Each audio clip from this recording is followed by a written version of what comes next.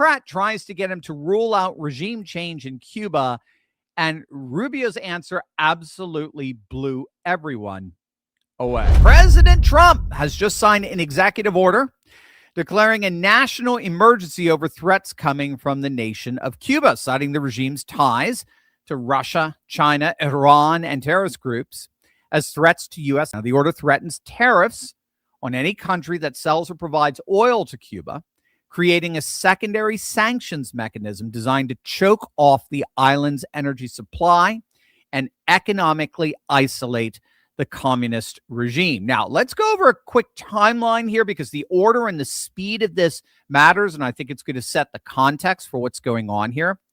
January 3rd, President Trump's administration executes a military operation, a flawless, astounding military operation that captures Venezuelan dictator Nicolas Maduro.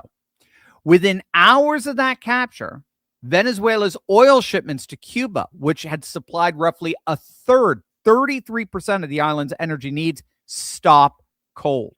And for decades, Cuba survived on 50,000 to 100,000 barrels of Venezuelan crude oil per day, oil that kept the lights on, the hospitals running, and the communist regime afloat.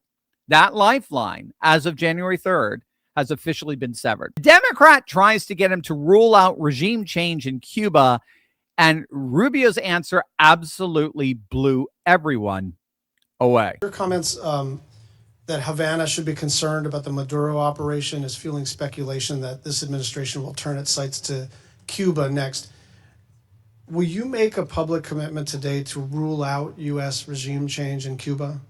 Regime change? Yes. Oh, no, I think we would love to see the regime there change. We would like to. That doesn't mean that we're going to make a change, but we would love to see it change. There's no doubt about the fact that it would be of great benefit to the United States if Cuba was no longer governed by an autocratic regime. But you know what we mean by regime change. We don't mean, I wish someone else were in charge. When we talk about regime change, we're talking about using the power of the United States, usually kinetic power, but often other kinds of coercion.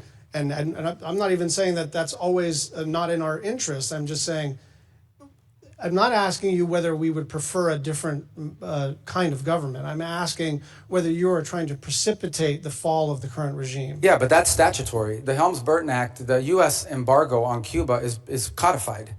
It was codified in law, and it requires regime change in order for us to lift the embargo.